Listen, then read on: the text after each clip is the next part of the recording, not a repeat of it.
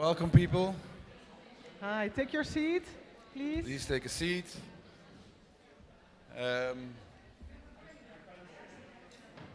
I think, Kim, we have to start. We are having a panel here later on, and it's a live stream. The cameras are here, so I'm not sure if we're already live. Are we live? Yeah. So hi, people in the world. Here we are, live from Torino. Conversations is a series of recurring panel talks on the situation and the future of the literary industry. We've been organizing them since 2019, I think. If you want to see them back, you can go on the CELA website or the Wintertime website. They're all on YouTube. We talk about things that are urgent in our industry. We do this always with a panel, and today we will talk about AI and the influence of AI on our profession. So as translators, as literary professionals, as writers, also on our project. I think this is an important development that we have to take into account. So what do we do, and how can we have a clear and open debate on this? Do we have to be angry and afraid, or maybe optimistic and welcoming, or both at the same time? We will be talking about this afternoon. I am moderating this as the director of CELA and Wintertime. My name is Frank Tazelaar, and I'm doing this with the wonderful Kim van Kaam. May I have a big applause for Kim van Kaam. Thank you. Kim is CELA coordinator and head of talent development of Wintertime Literary Production House in the Netherlands. And Kim, who is with us today? Yes, so we are going to have a really interesting conversation, a dynamic one. I also hope we will start with a wonderful keynote speech by Pierdomenico, and then we'll discuss the topic of AI in 3 chapters, together with an expert panel, with which we will reflect on video contributions from all over the world. So first, I'd like to welcome to the stage our fantastic panelists, Vincenzo Latronico, Italian writer, Martina Kutková, translator from Czech Republic, Aljaž Koprivnikar, a literary professional from Slovenia, and Nevena Milojevic, a foreign rights manager from Serbia. Welcome.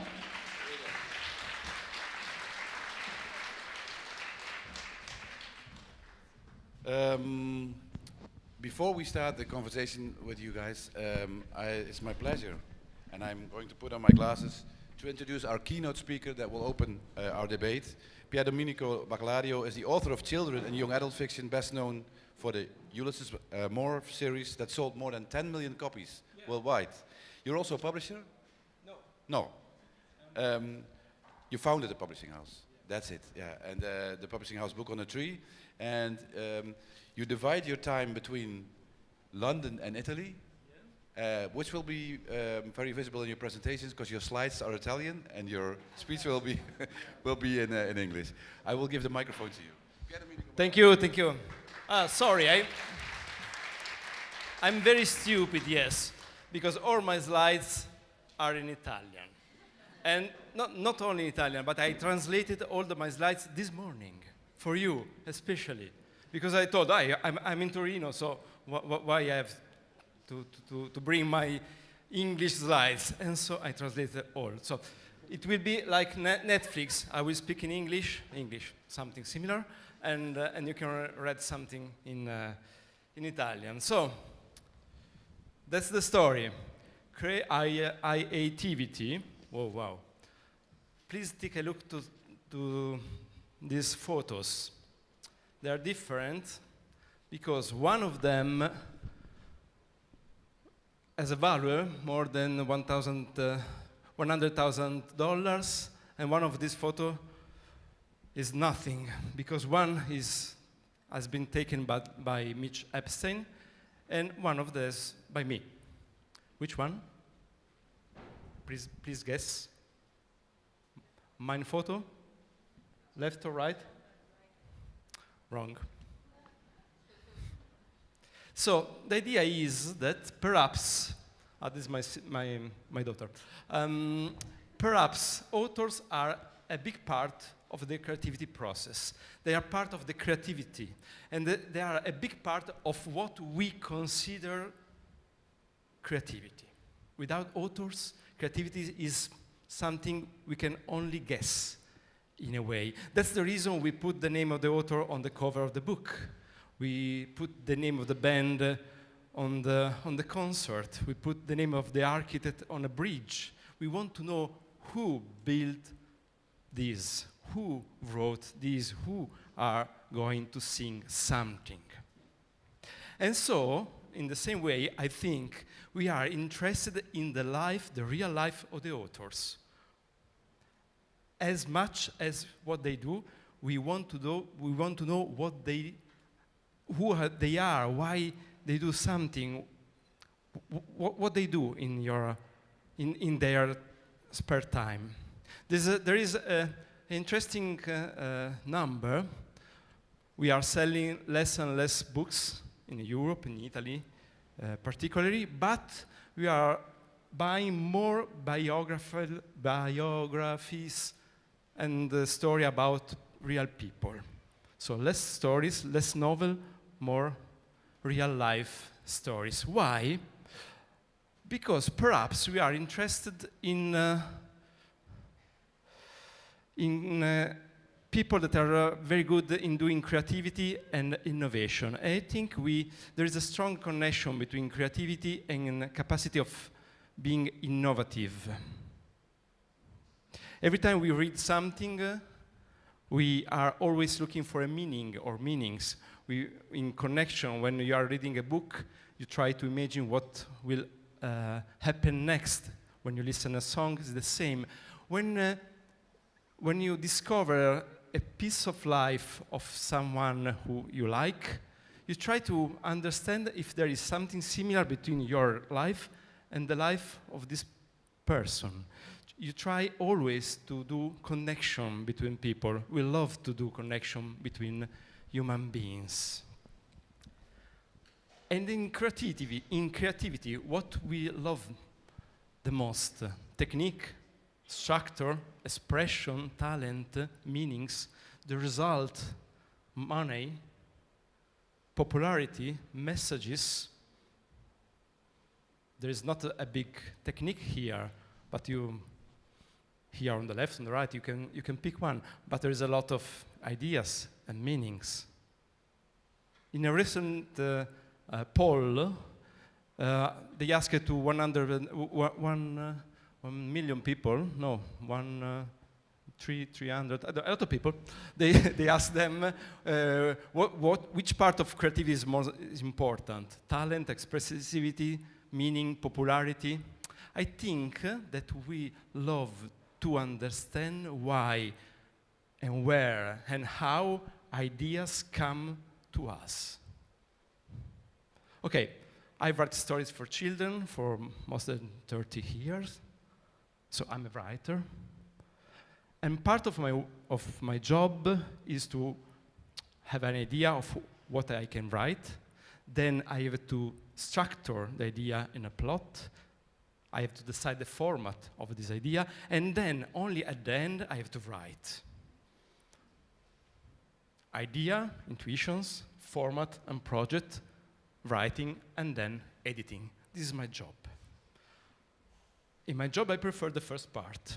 So sometimes I've got a lot of ideas, more than I am able to write, and I tend to give the ideas to other authors. And then they write a romance, a picture book, essays, or nothing. But I spread my ideas to my collaborators. It's quite normal. A lot of authors love to write alone. A lot of authors prefer to write with some friends or in group or with other people. It's something I usually do. And when I write with a friend, with a co-author, I can arrange my job in different ways. I can do all the plot, and the other author can write a first draft of the story, and then I can edit it. Or we can split the work, one chapter each, and then we we go on this way. There are a lot of different ways to do our job of writing together. And so the question is, can be AI, a co-author, can we use artificial intelligence as an author, and can we work with her, it, him, I don't know, pick what you prefer, and where can be more useful. Ideas and intuition at the beginning of the process, format and project, sometimes. Writing and editing, yes, it's quite good in doing the first draft, and is becoming more good in doing editing. I tried to do an experiment to prove what I'm saying to you today. This is a book I published last year in Italy, and the experiment was very simple. One author, new author, she's Valentina, never been published before, so absolutely a newbie, against a series of artificial intelligence, ChatGPT, I used 3.5 and 4, pseudo-write, Claude, pseudo-write, and then DeepL for the translation at the end. 2 different authors, 3 editors, one for Valentina, one for the artificial intelligence, one me at the end of the process to receive 2 stories, one written by Valentina, one written by the artificial intelligence. But the quest was same story. So we gave to the human writer and the artificial intelligence the same identical seed, all by writing, all by emails. Nothing can be told for more than 3 months. And the story was a sci-fi story with love. A and B fall in love, C is the enemy. So the story, the structure of the story was absolutely the same for both. And then we tried to discover which of the 2 different authors was the best author, was more interesting. At the end of the process, we published the books with a different story, and you can read them. And the Valentina story is fantastic. It's full of ideas, full of humans, tricks inside. She tried to do all her best to win, and she won. But the story of the artificial intelligence has the best end. The end of that story is, wow, fantastic. And you say, how the artificial intelligence decided to do this fantastic end without reason, without any meaning. The meaning is from the side of the reader that going and doing all his assumption on the story till the end, and then say, wow, that's fantastic, but not for the AI. We had a proposal. The proposal is the one you can say on the colophon of this book. This book has been done half by human, half by computer or artificial intelligence. And we propose to all the writers and artists to adopt these stamps. They are legally done as Creative Commons. And so if you work alone, you can put the human stamps on your stories. You can, if you have a co-author that is artificial, the half-half, or if you give your idea to some artificial writers and then he or she or it do all the jobs, you can put the fully artificial. Thank you, and be optimistic. They can be good co-author, but ideas come only from you. Ciao. Thank you so much, Pierdomenico. So let's start off maybe with a first reaction from the panel to this keynote. With whom can I start? Martina, with you? Yeah. I'll be happy to start. Thank you, Frank. Hello, everybody. So I was, during the presentation, during the keynote, I was asking myself like 10 times the same question. And the question is, we are able to do this, right? We are able to develop some very smart tool to help us. But the question is, even though we are able to do it and we can use it, should we? You know, so it's like we are able, the humankind is able to do, I don't know, weapons, terrible weapons. We can use them, right? But we won't use them because it's not ethical. It's not the right thing to do. And I think this is something which we should be asking ourselves, that just by the fact that we have the capacity to figure out some tool like this, is it really a good thing to do, right? Okay, thank you. The ethical argument is already here. We were talking about this a lot more. Vincenzo, do you have a comment on the keynote? Yeah, I'll try to keep it very short because I know that. Hello, everyone. Hi, I'm Vincenzo. Well, my position will be quite clear, and it's quite not very optimistic.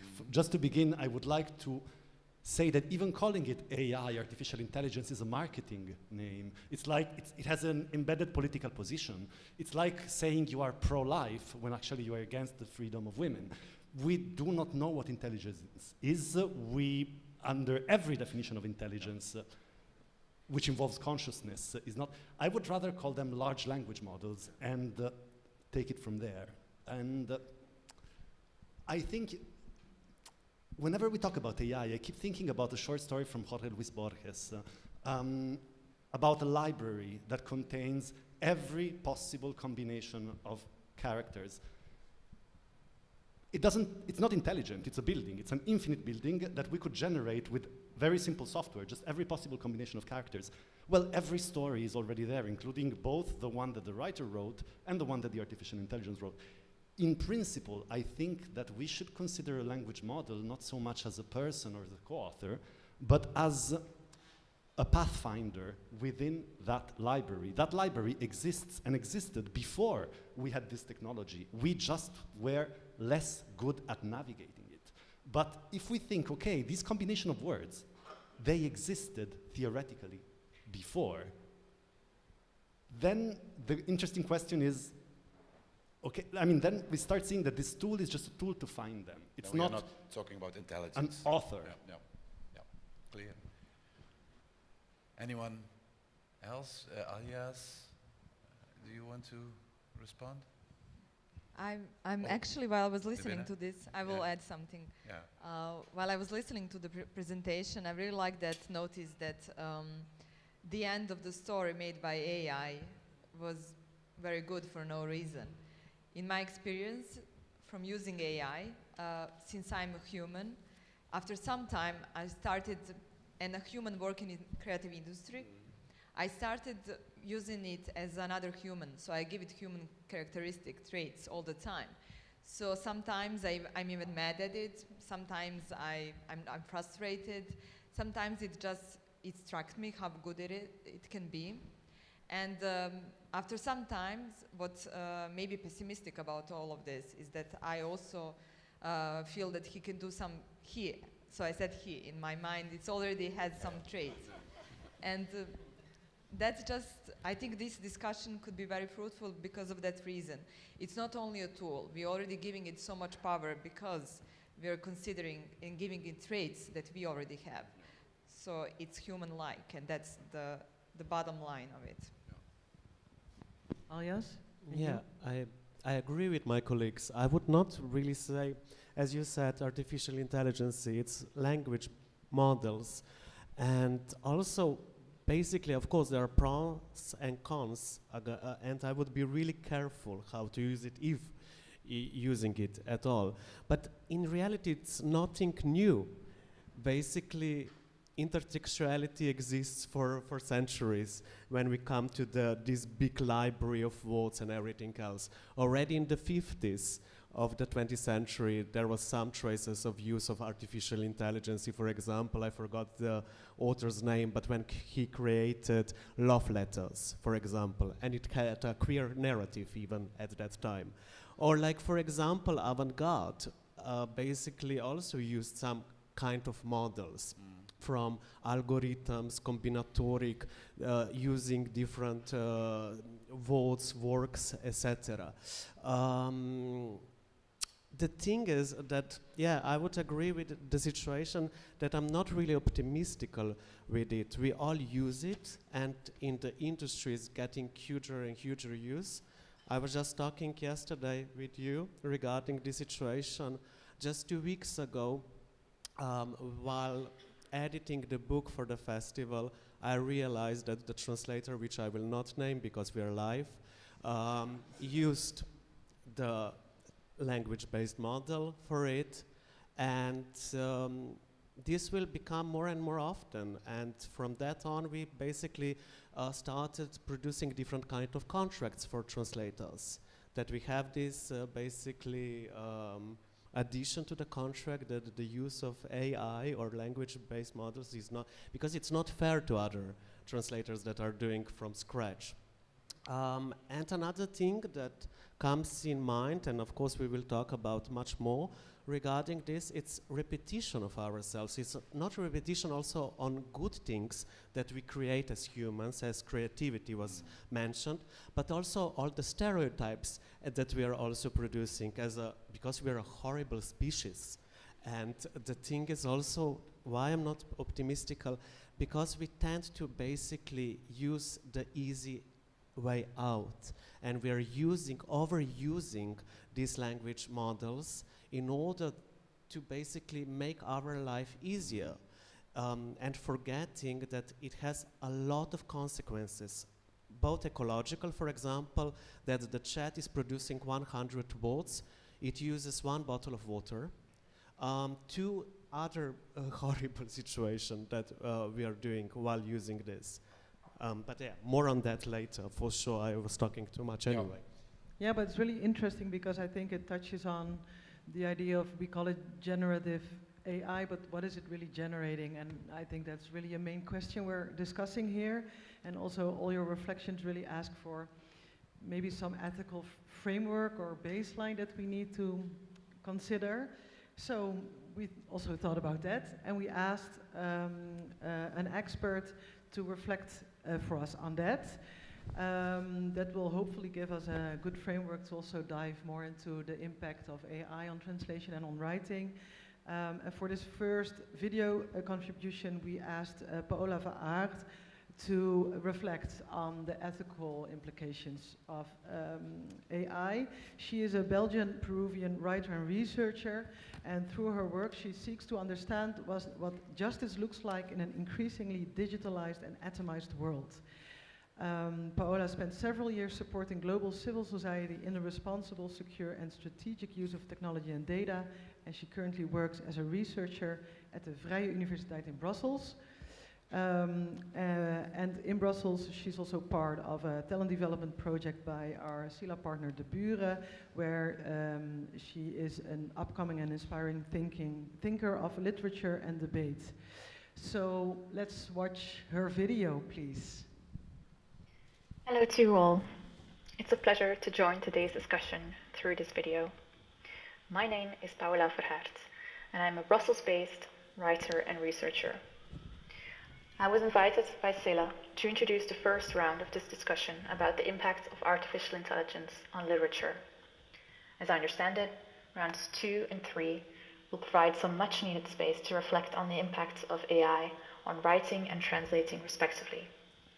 During this first round, we'll focus on some of the ethical and legal challenges posed by the introduction of AI in the literary field. So, during these next few minutes, I will share some thoughts on this matter, along with a few questions for you all about how you imagine literature may or may not be transformed by AI. Over the last few years, the popularization of AI has greatly impacted all creative industries, including the literary industry. We've witnessed AI's introduction into processes of literary creation, publishing, and translation. It's an evolution that sparked excitement as well as fear. Proponents hope that these technologies will open the literary industry to new possibilities, for instance, by enabling the faster production of texts. Opponents have shared concerns over the use of copyrighted works without permission to train large language models, and have pointed to risks related to linguistic homogenization, fair pay, and so on.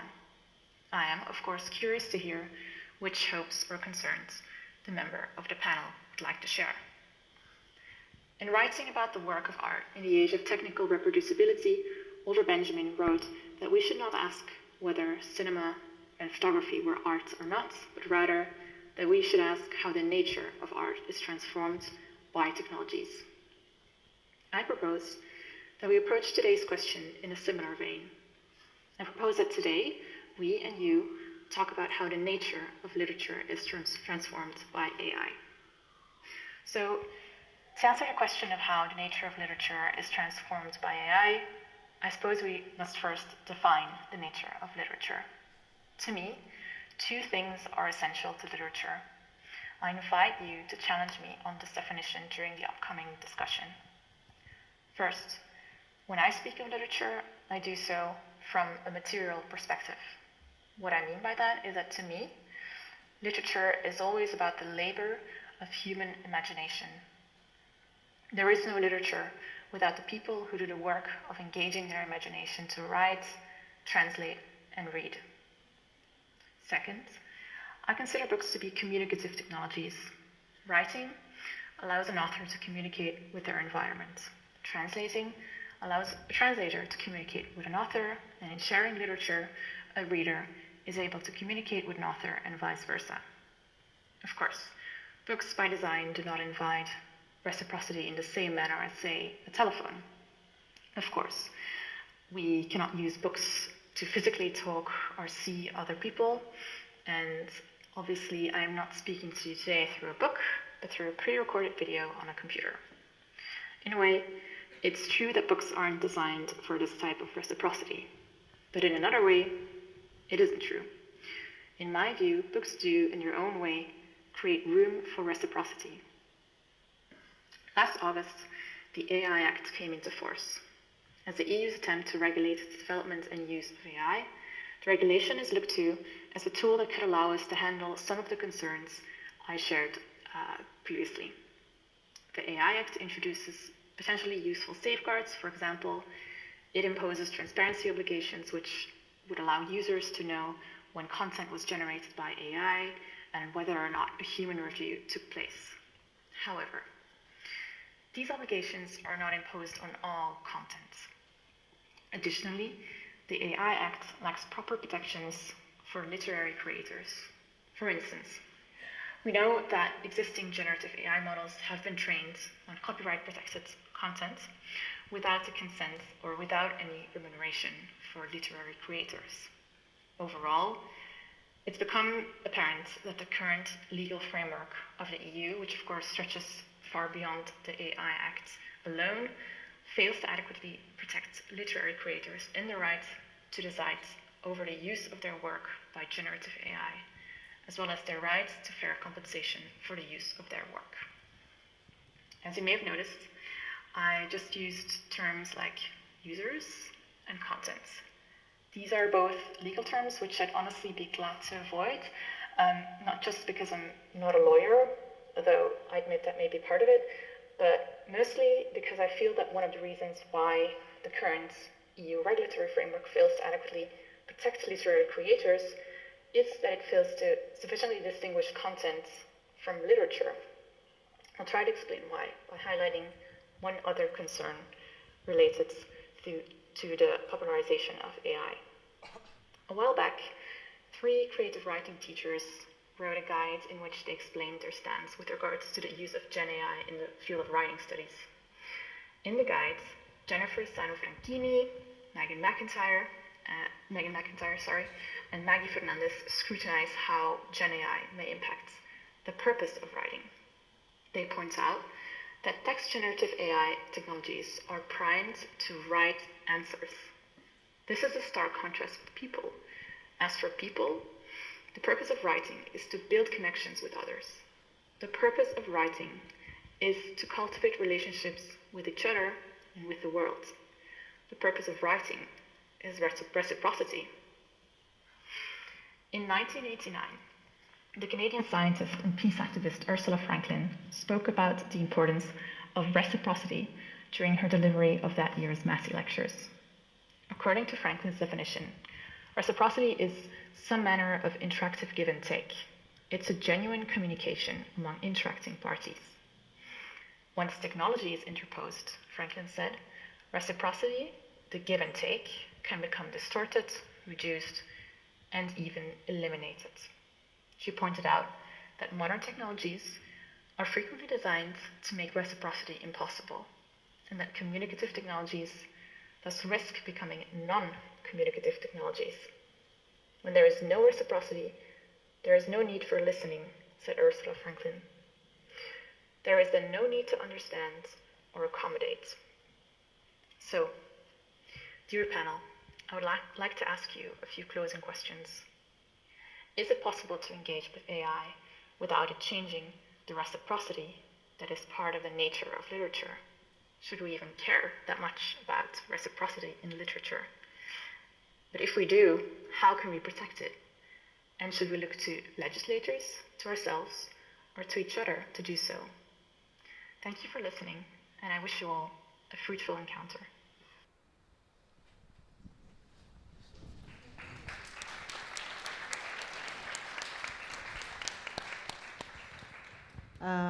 So just to shortly sum up this really interesting question Paula poses is, if we care about reciprocity in literature, how should we protect it? Do we do it ourselves? Do we look at legislators? Do we have regulations in place? Well, yeah, that's I think a really important question she's asking. How do we protect our literature? Maybe Nevena, you work as a publisher, as a foreign rights manager. You see how publishers all over the world work. How can you reflect? I think it's very difficult to say what would be the best approach. I think we as publishers, we are usually very practical. So I work in a foreign rights sector in a very commercial and big publishing house. So sometimes all the time we are in lack of time or resources, or we are very commercial. We publish almost a title a day. And sometimes you aim to be very practical. So you need to have something done in a matter of days. For example, we have a grant, we need to apply for it. We want to understand the novel better. We may go to ChatGPT, ask about some details. It can do a lot of things, so not only that, obviously. But on the other hand, if there are no laws and no legislations, then I wouldn't count on anyone to just be fair to themselves, because through the history of humankind, I think whenever we counted on ourselves, we kind of lost that battle. So I would aim to enforce as many laws as we can, definitely, and to make it more as I said, on the practical side. I know why we are in a hurry and impatient, and why we actually over the night started using AI as something that's normal. It's normalized over the night, practically. But on the other hand, me personally, I don't believe in humankind in that way, that I would count on a person to not abuse it. So I must say that sometimes it's difficult, definitely, to always do the right thing with yourself. Whenever you're in a hurry, you want to be practical. In my department, ChatGPT helped a lot with some materials. I do a lot of catalogs, summaries, book summaries. That's a great addition to that kind of work, definitely. Especially since I have a lot of authors, sometimes a lot of events that I need to attend, and it helps when you have a very smart assistant, and he's very fast, or she, or there. But at the same time, I do have an assistant, and I would never say that someone else could do it better than her, definitely. Anyone else? On the question of Paula, to whom do we have to, who is our hope? We were starting this conversation that we are not optimistic. We are talking maybe about hope if we believe in this, what Paula is putting to us. Martina, can you respond to this? Yes, I think that basically here we have, in a way, two options, and I think it happens always with the legal stuff. Either we agree on something between all of us on the literary market, and if we don't, then there will have to be some legal regulation, right? Which is the basis of the law. As a society, we're not able to live peacefully together, so that's why we need some laws. I would like to mention one, I think, very important meeting that was held in Strasbourg in October last year. It was, well, I suppose you know, the Seattle conversation about the AI and the literary translators. And I think what was important to say is that they said no translator can be missed, no language can be missed, and no author can be missed while using the AI. And I think this is very important to bear in mind. And also, I was thinking about the reciprocity, about one thing. Can you imagine that you read a book, you have your favorite book, right? Can you imagine that there is no face behind it, there's no human story behind it? I cannot, for example, imagine that, I don't know, I take 100 Years of Solitude. I cannot imagine that I don't have the face of Garcia Marquez. I know nothing about his life. There's nobody behind. It will be like, it won't be the same. I mean, yes, the book would be, let's say that it's the same, okay. But it wouldn't be the same story for me, right? Because I see the person, I see the poor guy who was somehow trying to buy bread and suddenly it was a huge success. We will be very, very poor as readers. And Paula referred to Benjamin, Vincenzo, the nature of literature might change. Do you worry about this? We started with Borges, the fact that this is a language model and then basically it's not intelligence, but the use of it, could it change the nature of literature? I mean, I don't know. I think that, at least in my mind, literature started when cave people sat around a fire and they needed to spend a lot of time breaking nuts, which composed most of their food intake, while the boys were hunting animals that nobody ever caught. People were actually eating nuts and roots, which took hours of preparations, and it was mostly women and children, and they told stories. And I don't think the nature of this has been changed by Gutenberg, has been changed by ebooks, not fundamentally, I think. I would have liked to answer, though, to something that you were saying about the face behind a text, because of course one could say, well, there is Elena Ferrante, but I mean, these are singular examples. I think that what worries me the most, and I think that this is a legal battle that we are going to lose, like we lost the battle against Airbnb and the transformation of cities, like we lost all of these battles collectively.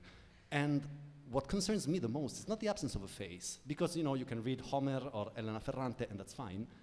It's the absence of a legal responsibility. If I write in my book that the Scuola Olden is, no, I won't say it, we're public, and also I worked for them. But like, if I write something in my book that is slander, I can be sued. If I copy some part of your book, I can be sued. My name is on there. Who is responsible for text generated by large language models? Like, who goes to jail if something bad happens? When, like, I done my taxes with a large language model that does really well German taxes, with the Italian system not so much. And I had to sign a waiver saying I took responsibility for everything that it did. But of course I didn't look at it, I just trusted the system. But if my taxes are not done well, I will pay the bill. And I think that this is the face, the individual that we have to put behind the text generated by the machine, not just the personal history of the writer, but like who gets in trouble when things go wrong. So this demands for legislation. Yeah. But are we not already too late? Because as Nevena says, it's already happening. It's all over already. How will we ever take a step back? Can I just add something? Yeah. Because I really like this idea of reciprocity, actually, and the face behind the AI, whatever. I think that when I thought about the nature of creation, or actually about the books, and what's the purpose of writing books or doing any art, for me always it was a matter of self-expression, and then self-expression so someone else would understand you, and then you share something that's truly magnificent about the sense of life towards others. So I guess that's reciprocity. So if it's something generated by AI, for me it loses purpose of sharing something deeply in yourself. And I don't know why would we actually, in those terms, why would we actually even do something through AI? I mean, for me it loses the communication part or reciprocity part, and then it loses its purpose. Well, I would just add this, that basically, again, I see pluses and minuses here, actually. AI, I mean, language-based models, can be also a really great tool for the author to research some things. But of course, they cannot write the work. The significant meaning is on the being a tool, because like basically you have like interesting art and literature performances done by many artists when they are talking with the machine and the monster, for example. One of such in the late 2000s or something was like the project of a German writer and artist. The project was called, I think, The Wet Nurse. And the audiences was actually talking with the computer and make him angry. And when the computer was angry and showed fake emotions, then he or she or they, I always ask them for pronouns, I mean the chat, spilled the milk. So you can have like great experimentations as well, but it should be used as a tool. The problem that I see and is frightening to me is not just legal situation. When we are talking about chat, it's not an open source. It comes from a corporation, and it's a capitalism. And when we are again talk with this situation, we should of course use everything that is accessible for us. For example, this is also what Oscar Wilde, for example, wrote about the use of machines. We should use machines in order to make our lives easier. That we could, like, for example, write more books, visit more museums, but like, I don't know, that dishes would be washed by the machine, not you, because this is not necessary. The necessary part is like basically enjoyment of life, surrounding yourself with art, by, of course, Oscar Wilde. The problem is here that we are becoming basically trapped in this system, the capitalistical system. What is also, this is a really good point what you mentioned. More and more in the workflow, I get this reply, because we are all doing overproduction. Because of neoliberalistical, capitalistical, beautiful word. And I'm saying we cannot do so much. And like the reply is, yeah, well, just go to chat and do it. Like, and of course, the European Commission is also now discussing the idea that applications could be written by chat and several other models. It is in a lot of cases problematical, but again, I would point out that it has pluses and minuses. It is just that we have to have a bigger consensus as humans on it, how to use it in the best possible way, to not hurt anyone, to not hurt jobs, to not hurt creativity, but force the creativity also with the use of this tool, which is useful in a lot of cases, let's be honest. But I also use it, but I always say thank you in the end, just in case if Terminator happens, that I will be one of those good guys. I am also curious if the tools are built or owned by, like if we want to use them only as tools, but if the tools are built or owned by organizations that are informed by capitalism or motivated by capitalist objectives, then how do we know that the way we can use the tools will be inclusive, will generate relevant, truthful information for us? So I think that this is exactly when the human factor comes into the game, because the AI cannot work itself, right? It only shows us what we as people put there already. So we are also the criterion to know whether the result is good or not. And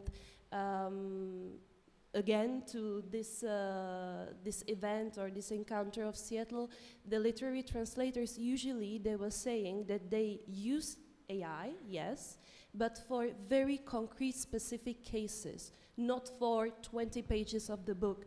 So it is very useful, and I very like the point you stressed out with the tool.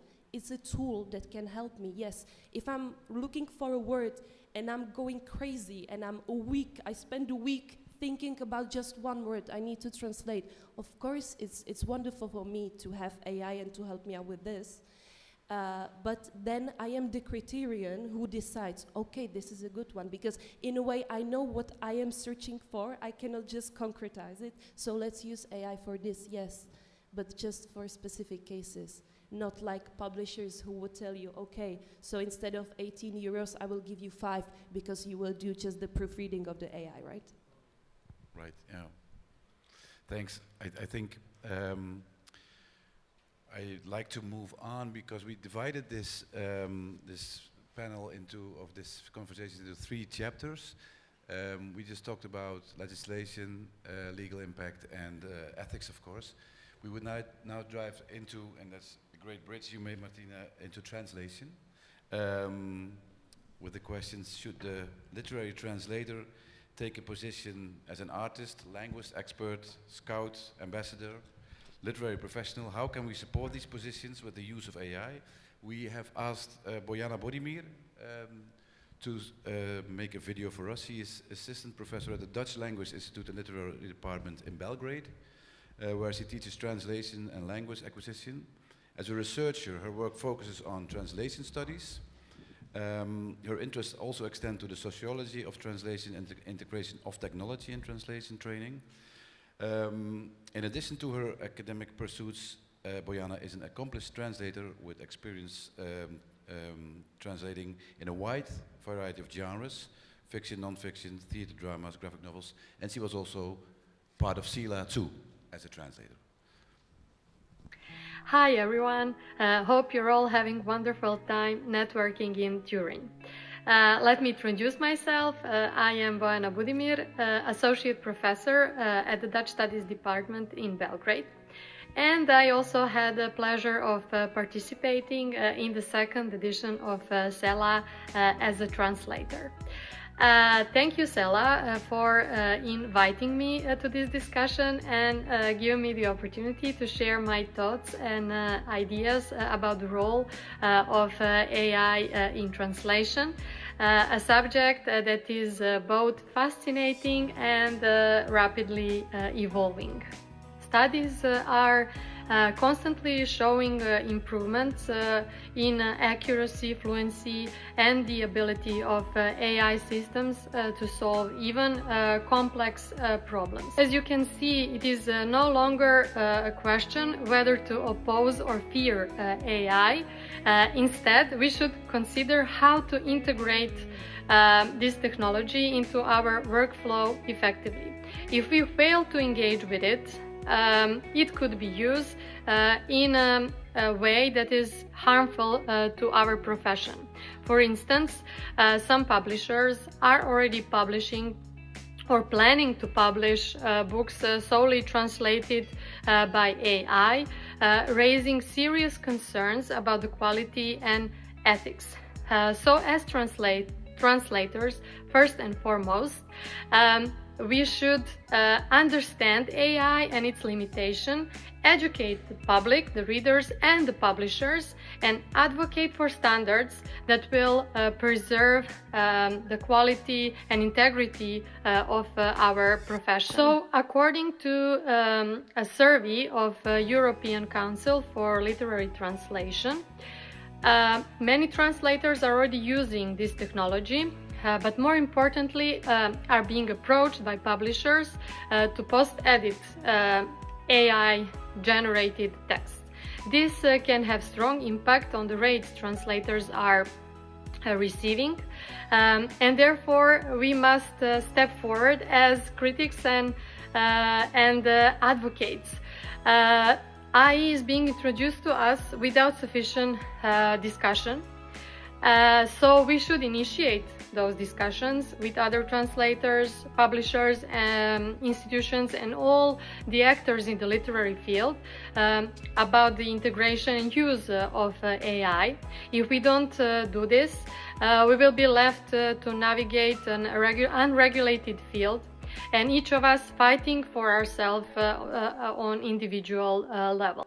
On a positive note, despite all the improvements, AI still falls short on a few key aspects, such as lexical richness of the text, creativity and originality. Those are the areas where we humans still excel, and where we as translators should maybe focus our efforts. In conclusion, this rapid development of AI in translation presents both opportunities and challenges. And it is imperative that we engage with the technology in a thoughtful manner, ensuring it serves to enhance rather than diminish the art and craft of literary translation. So I would like to conclude this short presentation with a question.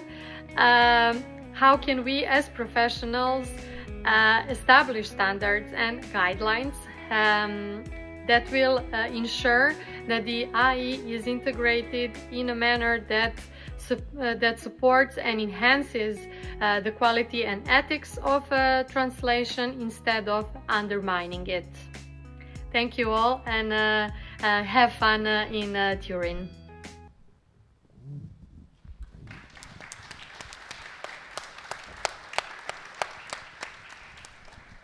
So she's calling upon you, translators, to step forward. How do you feel? What do you feel as a responsibility to engage in this debate, as Bojana says? I think that our responsibility is to be together. I always have this romantic idea that we can all fight together. And it's, for example, in the Czech Republic, we have our Guild of Literary Translators, right? Which is for more than 300 members nowadays. So if we all go together and we say that we won't translate a page for less than 10 euros, then we are all fighting together against the publishers. I'm sorry. Because the publishers always will go for the less effort possible for the maximum money possible, right? Not everybody, yes, but if I'm speaking about the big publishing houses, then usually it's like that. So, and I think this is the same.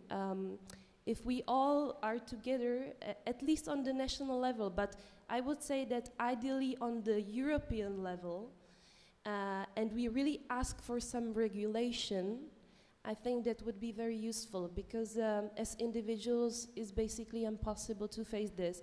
And in the Czech Republic, there has been a research last year, and because of the AI, 42% of the literary translators are considering leaving their job and changing it for something else.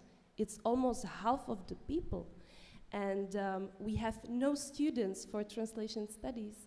This year, in the first course, For a Spanish translation in the main career in the Czech Republic, in Prague, we have 6 students because they are afraid they won't have a job. And this is something which really, we should be really doing something with this already. As you said, Kim, it's a train that's already like long gone, but we have to stop it somewhere. Vincenzo?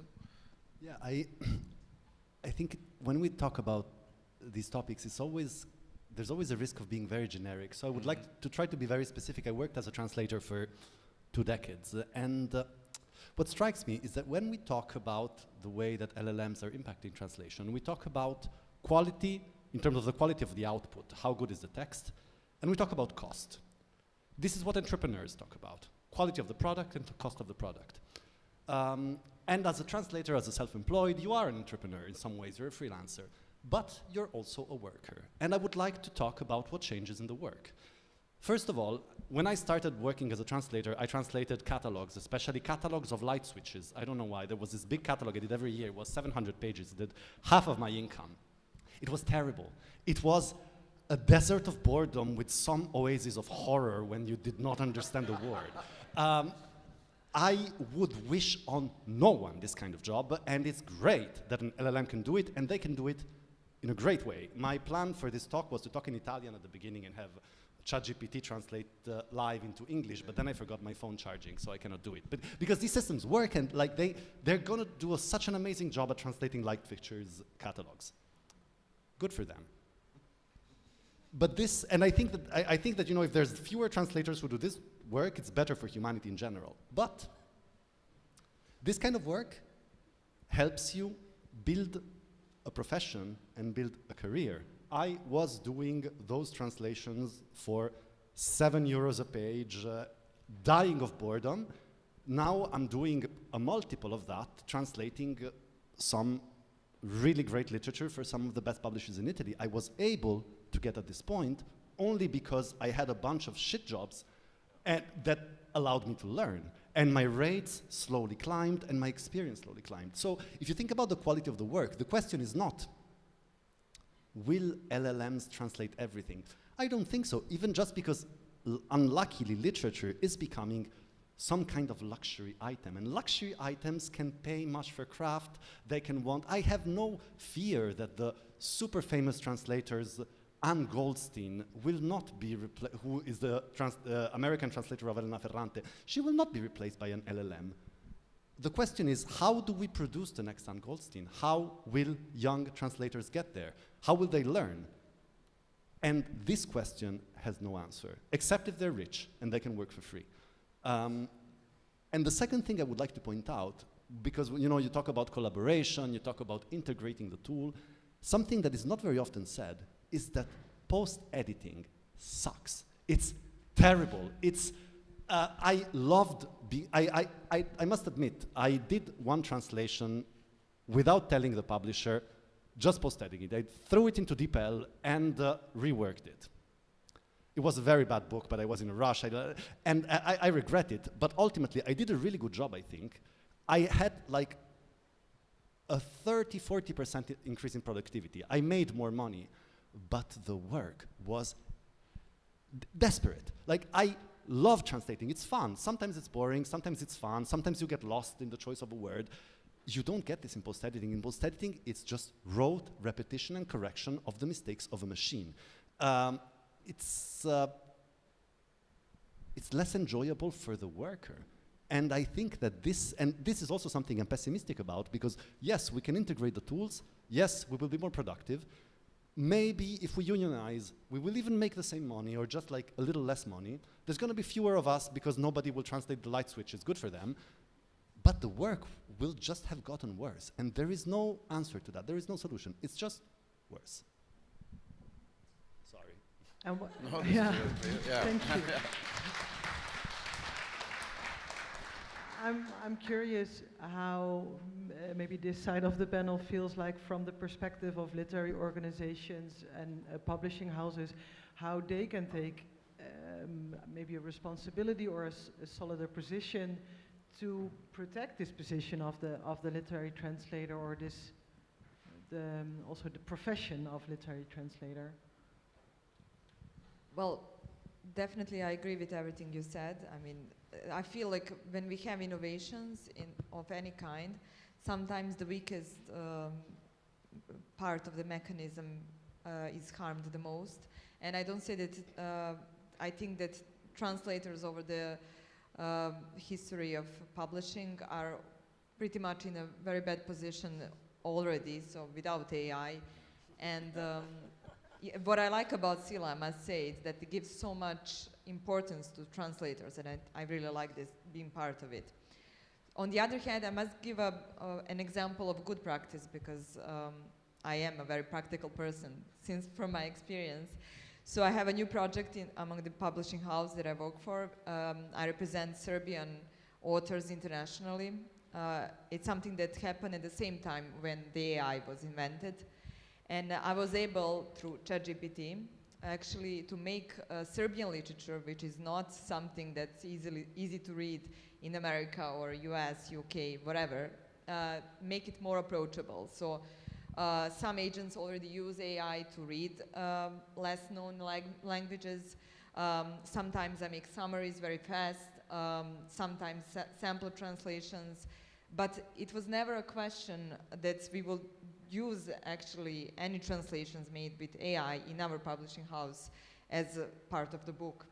So more translators had more job because the ChatGPT was invented at that time, and I could do my job more efficiently. So maybe that's another perspective, I would say, that I think Serbian literature got more exposure, and more translators got new jobs to do. And Aljaž, you are part of a project that's called ThinkPop with a number of organizations. It's a project like CELA, a European project, in which you try to think together about these questions also. Listening to Vincenzo, what do you think, can we, as a literary infrastructure, not only industry, but also the cultural infrastructure, can we somehow create or organize solidarity within our field? I already before said that I'm a bit nihilistical. Solidarity, yeah, I'm all for it. But yeah, seriously, on serious note, yeah, also I think like these kind of projects as, for example, ThinkPub that we just started last year, and also some of my colleagues from Next Page from Bulgaria are sitting there, is also in a way some situation of solidarity of 12 really big players from the publishing industry to envision how the future of publishing will be in Europe. And our target are especially small and middle scale publishers who are suffering the most. And I'm also honestly learning together with them, because we have like different teams, everything from basically the changing landscape of the workflow to translation, reading, emerging technologies. This will all, of course, it's already happening as we are discussing now. Emerging technologies, we are using it every day because we also have to, because of the workflow that we have.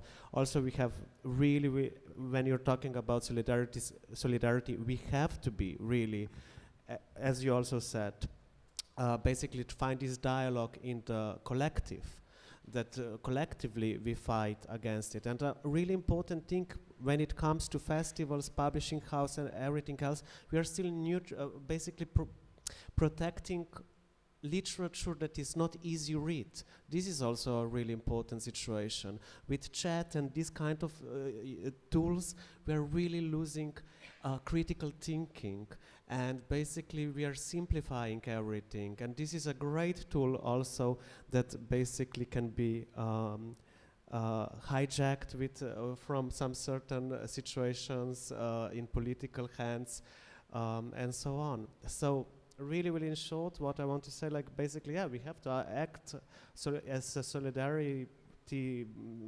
collective, but I'm not really positive if we are able to do so, because we are bad people. And we're just talking about money, etc. So we will have to engage in unity.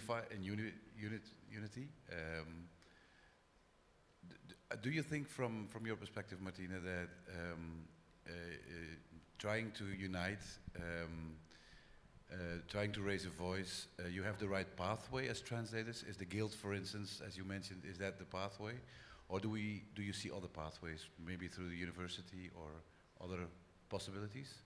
I don't have any idea, but I'm counting on you now. Yeah, well, unfortunately, I don't really see the pathway in the university because unfortunately now we are thinking how to redo the whole career in order to invite students to come. So it's not like that we are offering a wonderful career that everybody would like to study, right? Now we have to adapt ourselves to match some kind of expectations to have students and for us to have jobs, right? So, and for me, this is a bit a ridiculous situation, really, because I don't know, from my point of view, I would be expecting a lot of people in love with some language, wanting to be 5 years in courses with wonderful translators, with writers, and to swim in the literature for 5 years, right?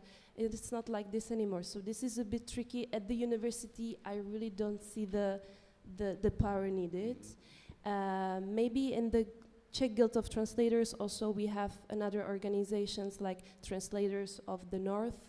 We have one representative here, translator from Finnish. So I think this is the point. And I also wanted to stress, because you said that as people we are like bad. The humankind is bad. I think maybe we can play a bit with this also, because I've been to one interesting debate with some authors, and they said, you know, I'm selfish. So I'm also writing for myself. So because of the AI, I won't give up. I won't stop writing because I'm doing it for my own pleasure. And I will keep doing this. And for me, it's the same with the translation. So maybe also, but obviously I cannot say what is the proportion of us, right? The people who really want to be on the cover, you know, and say, okay, this is my book. So the pathway is stubbornness, in a sense. Yeah. Okay. I think we have to move on to the next chapter, Yes. Kim, that is about the writer, of course, the author. Yes, the writer. So we asked ourselves the question, how can we use AI in creative processes, and what can be the impact of AI on writing and rewriting. And we've asked the Japanese writer Rikudan to reflect on this. Oh, I'm sorry, typo. Rikudan was born in Saitama in Japan and made her debut in 2021 with the book Bad Music, which won the Bunga Kukai New Writers Award. In 2024, she published her 4th novel, Sympathy Tower Tokyo, and it was a bestseller, and she won the Akutagawa Prize for it, and this novel is to be published in English and several other languages this year. It was quite of an international headline, because of the use of AI in the creation of this novel and in the topic also of this novel. So that's why we thought it would be really interesting to hear her perspective. Let's start the video. Hi CELA, I'm Lia Kudam. I'm a Japanese author and I write novels in Japanese. I'm speaking to you from my small apartment here in Japan. Last year, I won the Akutagawa Prize for my novel, Sympathy Tower Tokyo. This book, in Japanese, the title is pronounced like Tokyo to Dojoto. It's a very rhythmic and musical title in Japanese, Tokyo to Dojoto. But unfortunately, some of that rhythm gets lost in translation. The Akutagawa Prize is one of the most famous, traditional, and prestigious literary awards in Japan. Pretty much everyone here knows about it. When someone wins the Octagon Prize, it's customary to hold a press conference right after the announcement. During my press conference, a journalist asked me about AI and writing. Without much thought, I casually said about 5% of my novel was written using AI. That one comment turned into big news in Japan and even caught the attention of CNN, BBC, and other international outlets. I was so surprised by the reaction. It was way more attention than I ever expected. So it's clear that all this buzz wasn't really about the prize. It was about AI. It reminded me just how much interest people around the world have in AI. Winning the prize brought me both praise and criticism, but thanks to all the attention, Sympathy Tower Tokyo is being translated into English and several other languages this year. I'm incredibly grateful and so excited about that. If you read my novel, I'd love to hear your thoughts on it. I'm curious if you can figure out where the 5% AI little parts are, and whether you think using AI in this way was the right choice. As a writer, my greatest joy is connecting with people and ideas through storytelling. So now when we talk about AI, we often see it as being something separate from and opposed of human. It's either seen as a threat or as a helpful partner, but my perspective is a little different. In my opinion, the evolution of AI is deeply connected to the evolution of humans. As humans, we've always evolved driven by our desires, wanting better food, traveling further, creating more. We are wired to seek happiness, even in ways that aren't necessary for survival, like pursuing it. And as long as we are human, that desire for happiness will never stop. AI has developed in the same way, driven by our desire to make life more convenient, richer, and happier. So, thinking about AI really means thinking about humanity. For me, the question of how we live with AI is the same as asking, what kind of happiness should we be striving for as humans? So finally, please let me ask you a question. At present, I believe it's impossible for AI to write a truly meaningful novel on its own, but it's possible that AI could create something that surpasses human writing in the future. My question for you is, when the time comes, what will it mean for humans to spend so much time and effort writing novels? Okay, thank you so much for listening. I hope we can meet next time in person. Thank you. ありがとうございました。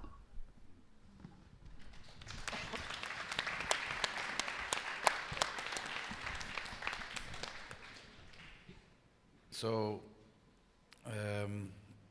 Rikudan's question is, when AI will be able to create something that surpasses our human writing, what will this mean for humans to spend time and effort on writing novels?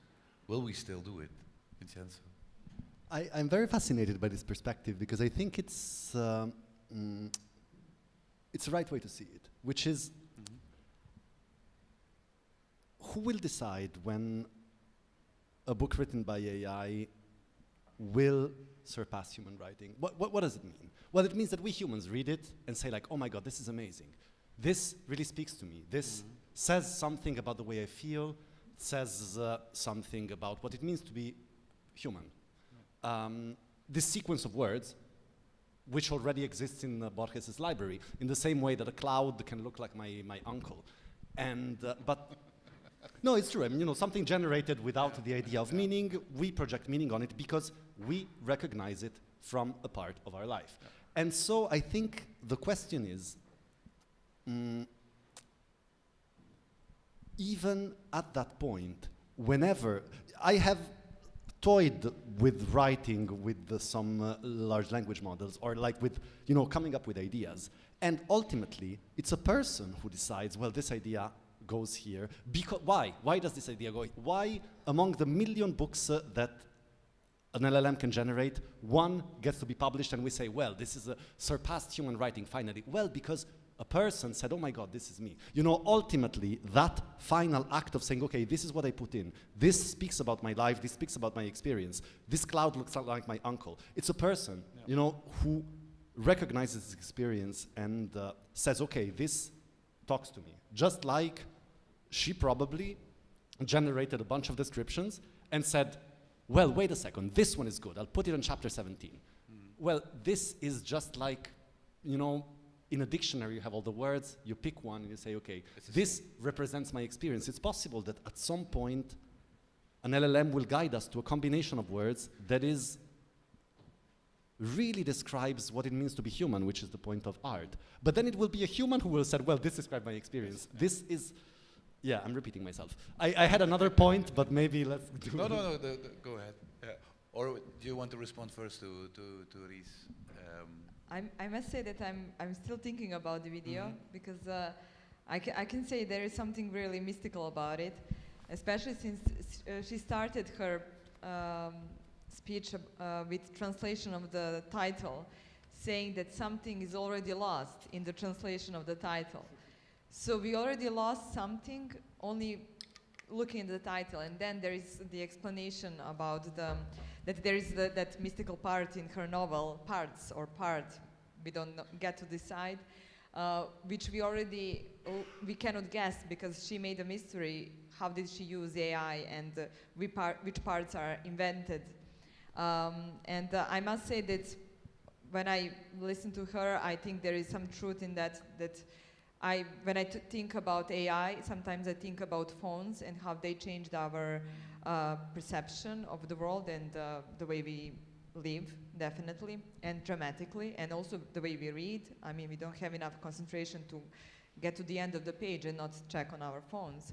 So maybe, considering what she's saying, we are already changed by AI, and we do live in a surreal time. I mean, what happened a few weeks ago with TikTok when it was banned in the US, and then for a couple of hours, and then it came back. And when it came back, everyone complained that the algorithm is different. And to that moment, the TikTok was pretty much my reality, I mean, everyday reality. So I think we are changed pretty much a lot over the course of maybe every day. And that will change definitely the way we write and the way we read. We just have to be aware of it, I think. I would also like to add here, I completely agree with you. This is also the situation when we were discussing, for example, in Ljubljana, Miha Kovač created Ljubljana Manifesto, the importance of deep reading, because we are losing the ability to read because of the technology, and this will have horrible consequences, not just for literature field, but for the society, for us. But to reply to her question, the thing is also, I was thinking, when the AI will surpass us, we also don't, in majority, we don't write really good. Let's be honest, not everything written by human is good. There is horrible, so much horrible literature out there. We know, we all know. And honestly, in the last couple of years, the last decade, before a chat, there were also other programs, or like at least human talking with the machine. We already had some situations that, like, for example, I think in Japan, the AI written text was actually awarded the second place in the competition. Then we are already getting this in, for example, this statistical interesting data that youngsters are preferring to read artificially created poetry instead of the Shakespeare, for example, because it's too hard for them to understand, of course. etc., etc. So the thing is, once again, I will point out, like, I think it's a wonderful tool for authors to basically research their possibilities, but literature for me always will be connected with like humans, because it has to have different parts. It has to have ethical value, it has to have aesthetical value, and it has to basically give you something in order like to teach you, to create the collective dialogue, to that you deeply listen, not to only yourself but with the people around you. And this is what AI currently is not able to do yet. I'm not sure when it will be, or he or she or they. But the thing is, also I would not rule it out, of course. As I said many times, it's a great tool. Also, as you said, for translators, like I also use it. I mean, like when you're searching for some, I don't know, word for weeks and weeks and you can get it like this. I also use it in my own poetry when I'm like, for example, searching for, I have like some poems about statistical data, and instead of like being in the library searching for this statistical data, I also use AI, but I don't generate my poems with it. I use just a couple of drops to create something. I'm also curious, because it seems, if I understand Rikudan's story correctly, she kind of unpurposefully replied to a journalist saying, oh yeah, 5% was created by AI, and then this became like this unmeant marketing trick, right? So the media picked this up like, oh wow, so now this is created by AI, while for her that was, I don't think, really a really central point. So is it ever relevant to know if like a writer, that a book is created by AI, like as a literary autonomous world? You know what I mean? I completely agree, because what I wanted to say before is that there is a certain mystery of creation. And I think maybe if she got the reply from AI or ChatGPT, whatever she used, and there was a sentence that was, it sounded good, and she incorporated it into her text. Well, she made a decision. She maybe even changed that sentence, and it became a part of larger. So it's a creation altogether. I think she said that very naturally and casually, because creation is a curious process, and in the meantime, various things could happen. So I think we are not the one to decide that it's not relevant because she used AI or anything else. I think we had the proposition of Pierdomenico to have these icons of these logos, half AI, fully AI, or fully human. Maybe, yes. But I was just wondering, listening to what do you think? Will we still be talking about AI in a couple of years as a problem, or will it be completely domesticated within our professional practices and reading practices, etc.? What do you think? Sorry for overtaking the conversation. There is something I have in mind right now.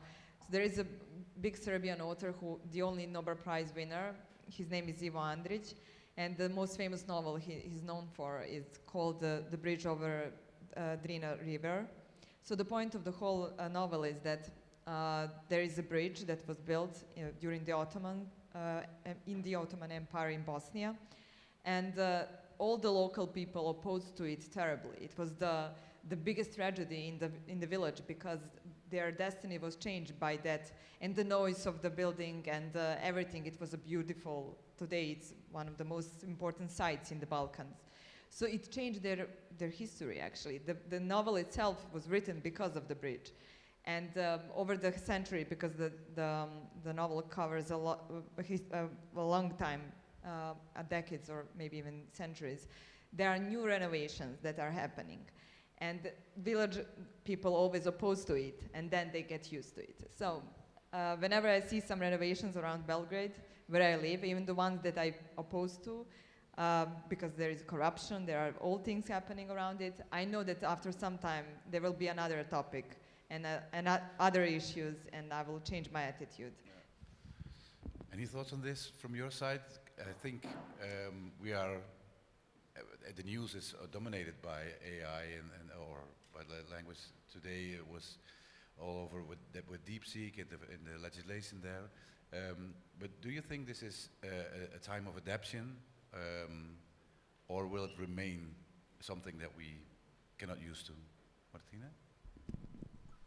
Well, for me, it's always very difficult to try to say what will happen in the future. You know, it's very hard for me. But I really, for the sake of at least but I would say our mental health, I really do hope that we will not be discussing this for years, because it's consuming so much energy to everybody. I mean, just imagine how much time did you spend recently talking about this and there is like no solutions. So I would be really for some like organized, I'm sorry to tell this, legal status of this, some regulations from the part of, I don't know, EU or other organization to put some order in this situation so that we can move on and we can really focus on our work. I want to focus on my job. I don't want to focus on this.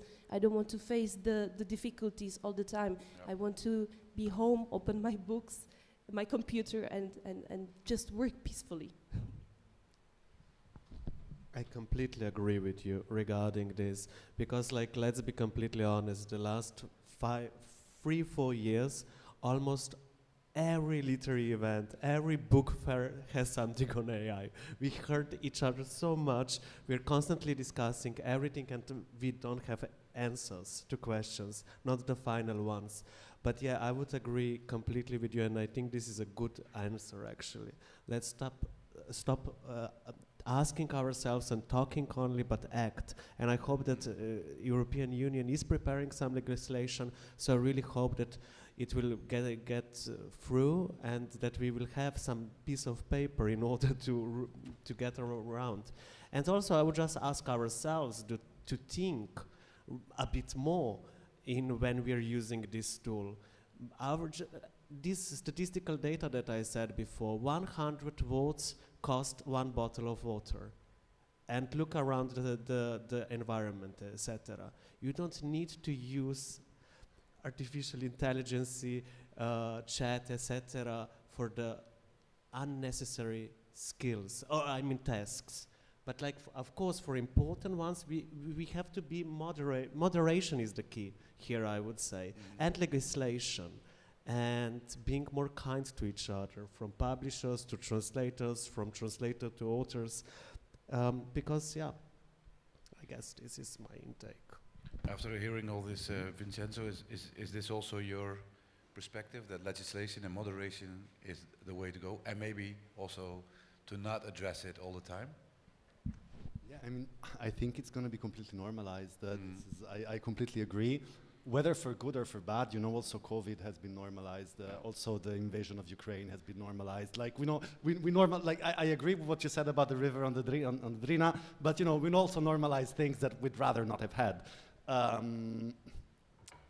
It can be a lot of fun. I think that for writers, I think it's going to be great. And it's going to get even better when systems become a little bit more brave and more creative and more courageous. So now, you know, we only have generative models that are trained to answer, that are trained for general tasks, and literature and creativity is something so tiny and small that nobody invested money into setting up a model with a temperature level that's high enough to really generate cool ideas because it's too expensive. But this is going to change, and I'm very curious to see what will happen when really crazy stuff is going to arrive. As a writer, I think it's going to be very exciting.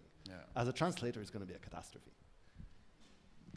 Can I just add one more thing regarding when we were talking? I would really wish that we would, when we are asking this and also answering and searching for the path, that we would develop these kind of tools and artificial intelligence as an open source, as a collective, and not basically in favor of corporations, because we are still talking about corporation. This is capitalism again, and it is completely different. We should go to the way that we would develop these kind of tools in order to increase productivity, increase creativity, etc., but it should be open source and accessible to everyone with moderation, of course, and everything else said before, but this is really important thing. It should not be a corporation standing behind these tools.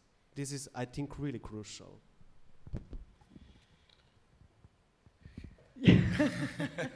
Yes. Yeah. I think there's a great task before us, and I agree, maybe we do not need to address AI every 5 minutes, but we are in a room with a lot of people working on careers that are quite intimidated, I guess, by AI, and I think if we get to the challenge of maybe putting something opposite it, that is not so capitalist, and so that we can use it as a tool. Hopefully that will create some hope and some space and some perspective into a future where literary translators are supported by it, as well as literary writers, of course. So I thank you very much for posing this great challenge on us, on the whole literary industry. And I think we should conclude with that. No big answers for you, but I wasn't really expecting yet. I think we're not at the answering moment yet. So we're one step. No, we are not. No, we are human. So we should ask questions. We have live streamed this whole event to hopefully a nice international audience outside the international audience already here. The recording will be published on YouTube if you want to share it with other people that might be interested. There will be new additions in this conversations series. We will take all the input from this conversation and come up with another theme. When will this be? You might ask, sign up for the CELA newsletter on the website to follow us, and you will be updated on that. So for now, I ask the live audience here to stay put. We will say goodbye to our online audience, but not before we have a great applause. And thank you to our great panelists. Thank you so much.